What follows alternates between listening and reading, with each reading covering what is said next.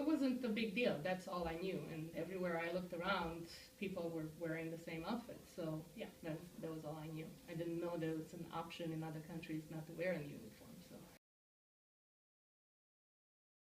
because moving from under the Russians' wing, he wanted to prove himself that he can do better, and that's where the shortages started to come in Romania too, because he put all the energy and all the money into building great things, but not offering stuff and you know things to the people.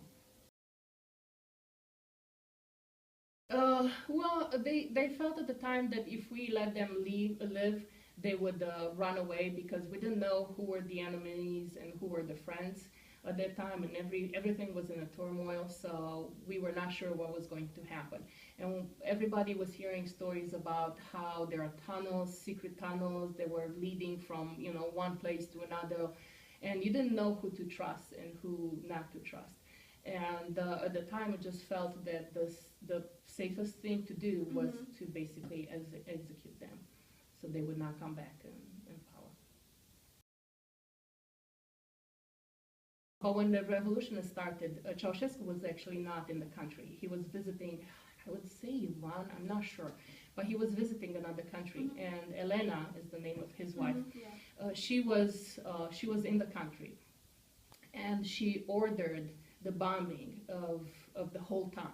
And they are talking about 250,000 people living in that town at that time.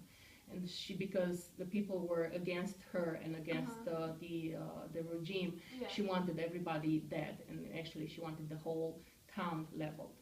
And it was the town next to yours? Yes, yeah. So we basically heard a lot of stories of how she was actually worse than him, and she was the driving force for everything bad that really happened in the country. We hated it. It was the same.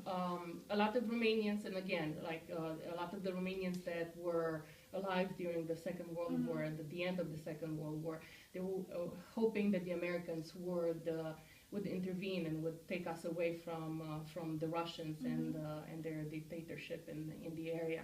And when the Americans did not do anything, and they promised but they did not deliver, people started to really hate them. A lot of times I would hear from my grandfather stories about how both the Russians and the Americans really disappointed us.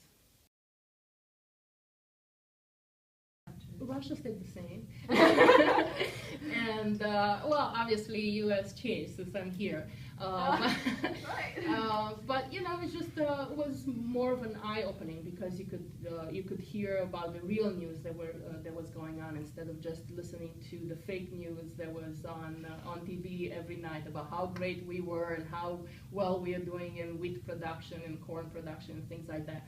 So once you had more information coming to you, and you had more of a realistic approach to what was going on in the rest of the world, it was a little bit easier to make your own opinion on things.